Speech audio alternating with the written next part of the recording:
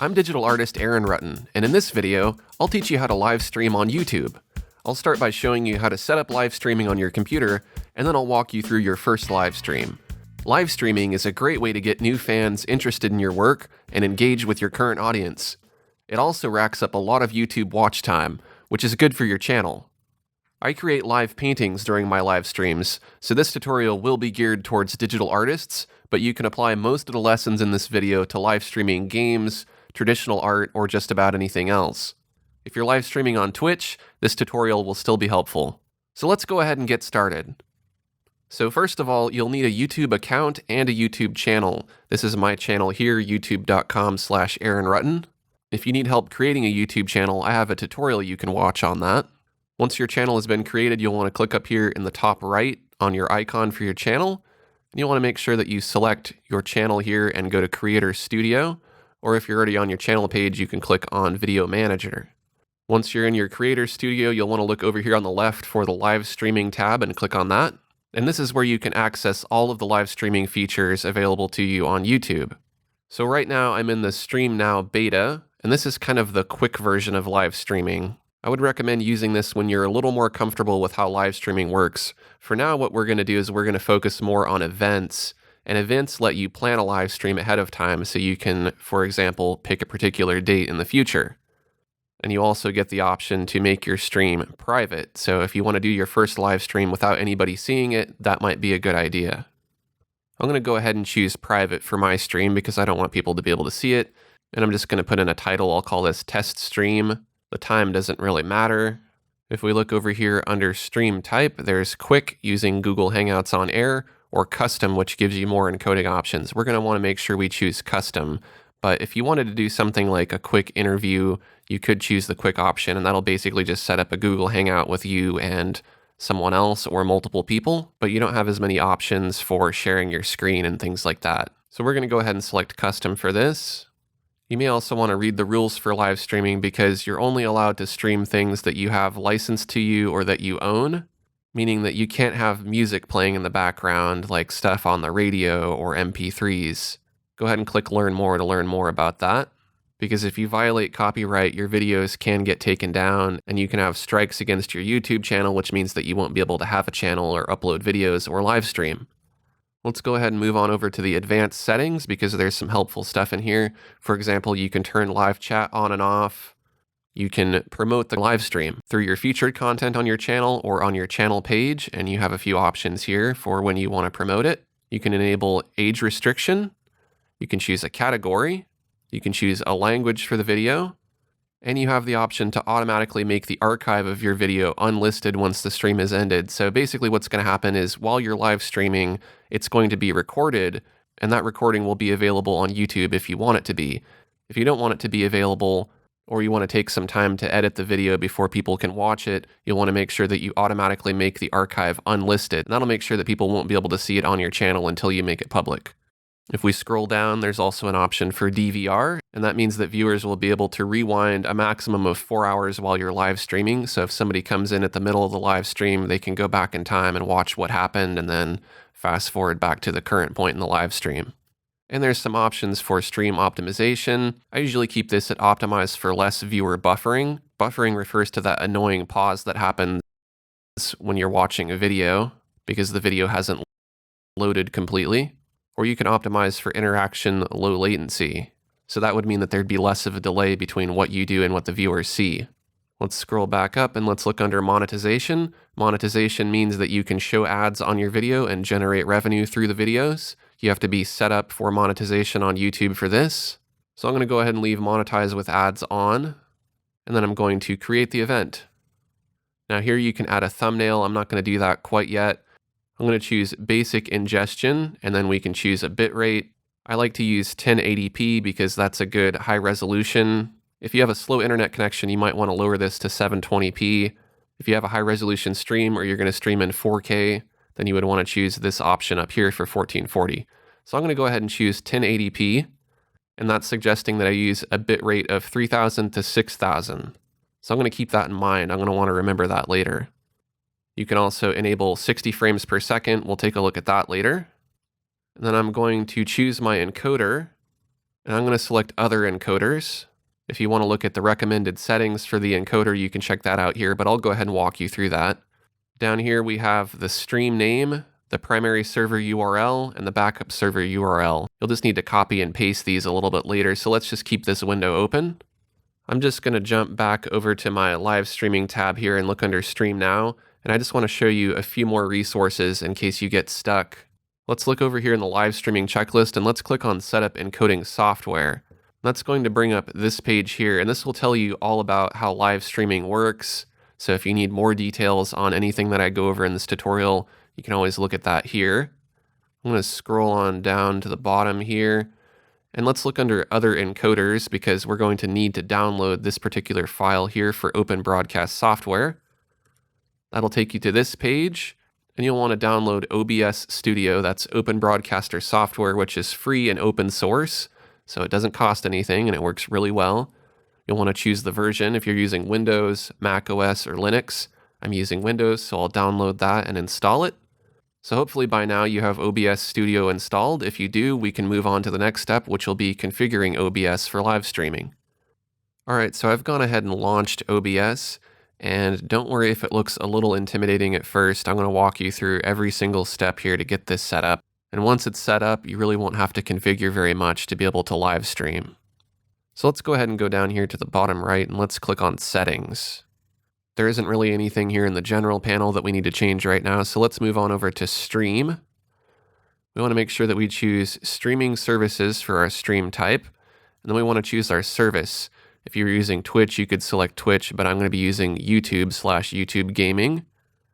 We want to make sure server is set to primary YouTube ingest server, and then stream key, we're going to need to come back to this later, but this is where you would input your stream key if you were doing an event live stream or a quick live stream. The quick live stream will have the same stream key all the time.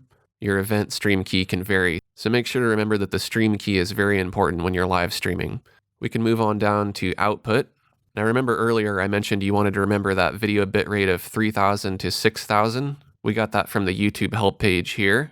So right now it's set to 2500 and YouTube recommends 3000 to 6000. So what should we really set it to? I recommend that you go to an internet speed testing website like speedtest.net and go ahead and run the test. So in this particular test, I got 41 megs for my download speed and I got 6 megs for my upload speed.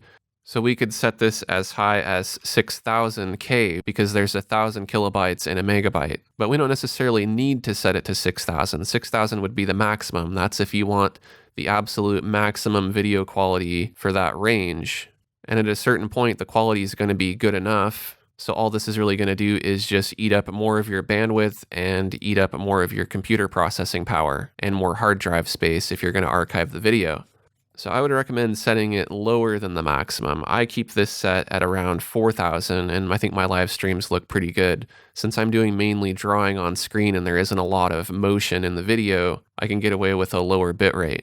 So you can feel free to experiment with this. If you find that your live streams are a little laggy and that they start and stop a lot while people are watching them, you may want to set this a bit lower, especially if you have a slow internet connection. If you find that even the lower end of this doesn't work and your live stream is still laggy, you may want to use a different resolution and go with something lower like 720 rather than 1080.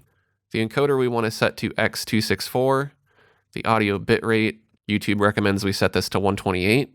If you wanted higher quality audio, you could set it a little bit higher if you wanted to, but again, that eats up more bandwidth. The recording path is where we're going to record our archived videos to, so you can record an offline copy at the same time as your live stream. So this is the location of where you want that file to go. Recording quality we can change if you want it to be the same as the stream, or you can make it high quality, lossless quality, and so on. I'm just going to leave this same as stream. The recording format I'm going to change. I prefer the MP4 format. So that's it for the output page. Let's go on down to audio. Audio is very important to get right because otherwise people won't be able to hear you. We want the sample rate to be set to 41.4. I'll let you choose whether you want stereo or mono. Mono is going to save you a little bit of bandwidth and file space, and it's going to sound just fine if it's just people talking. If you're going to have music and sound effects and a lot of other stuff, you may want it to be set to stereo. Now, the desktop audio device 1 and 2, this is just your system sound. So that's anything playing on your computer. If your computer plays a sound when you get an email, or if you're listening to music or a YouTube video, or you're talking with somebody on Skype or Google Hangouts, anything that's playing through your speakers is going to be a desktop audio device. So I like to keep the first desktop audio device at its default. The second one can be disabled. And then the mic/auxiliary audio device is your microphone that will be capturing your voice while you're speaking. So you'll want to set this to whatever your sound card or your audio device is on your computer. And that should be the only other option besides disabled and default, unless you have multiple audio sources. So I'm using an M-Audio FireWire Solo audio input box, which I connect to my microphone to, and then that connects to my computer through FireWire. They also make them for USB. And I'm going to select this line 1, 2. That's basically selecting that as my microphone. Now, I don't have multiple microphones, so I'm going to leave these disabled. And then that's everything we need to set in audio. Let's look at video. Now you have your base or your canvas resolution. This big black area would be your canvas, so that would be the maximum size of your composition. Now you have the option to scale that down when you live stream, so you could record it very large and very detailed, but then stream it at a slightly smaller size if you wanted to make it run a bit faster, and then scale it up to that size. Now that sounds really complicated, so long story short, I would recommend that you just set both of these to the same thing. So I'm going to set both of them to 1920 by 1080 because that's the resolution that I want to use for my live stream and for my recording. You don't need to worry about downscale filter, and then you can change your FPS or your frames per second here. I think 30 is fine for what I'm doing, but if you had a lot of really quick motion in your videos, you might want to use 60 frames per second. But again, increasing the frames per second increases the demand on your computer and eats up your bandwidth, which could make your live stream slower.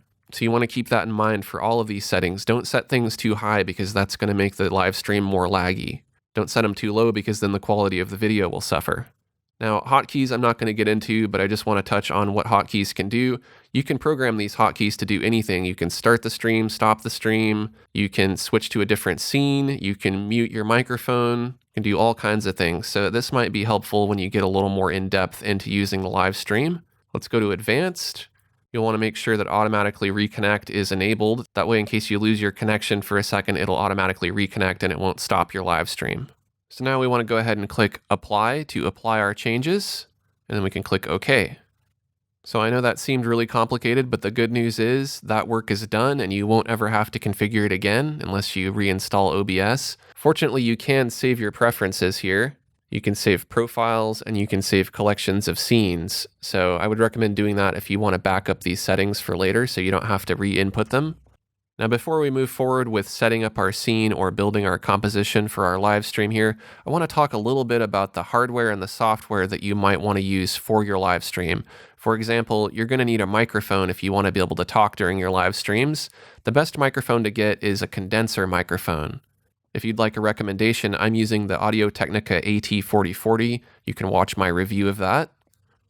Now, this particular microphone requires that you have an audio input box, and as I mentioned earlier, I'm using the M-Audio FireWire input box, but you could use any audio input that allows you to connect an XLR microphone. If you don't want to mess around with all that extra equipment, you can get condenser microphones that are powered through USB.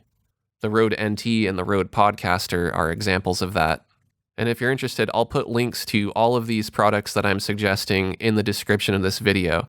Moving on to the webcam, if you want to be able to be seen during your live stream, you're going to need a webcam. And I recommend that you get the Logitech C920 because that's really one of the best webcams. It has 1080 HD resolution. One of the most important pieces of hardware are headphones. You need headphones because if you're planning on having system sound playing like music, sound effects, or audio from your guests, you don't want that audio to come out through your speakers and go back into your microphone because that'll create a feedback or an echo and it'll make your live stream impossible to listen to. So you'll want to plug in headphones or mute your system audio to make sure that you don't get audio feedback. If you're going to be doing digital painting during your live streams, you're going to, of course, want some art software. I use a variety of art software during my live streams. And last but not least, you'll probably want more than one monitor because if you're going to have your content that you're sharing on your screen, you'll probably want that to be full screen. So if you're going to want to have the chat log open or your YouTube Live dashboard open or anything else open, you're going to want to put that on a different screen than the screen that you're recording. So I have 3 screens that I can use, and that gives me plenty of room to do my live stream. But if you want to keep things simple, you can get away with live streaming on just one screen. It's just a little more difficult.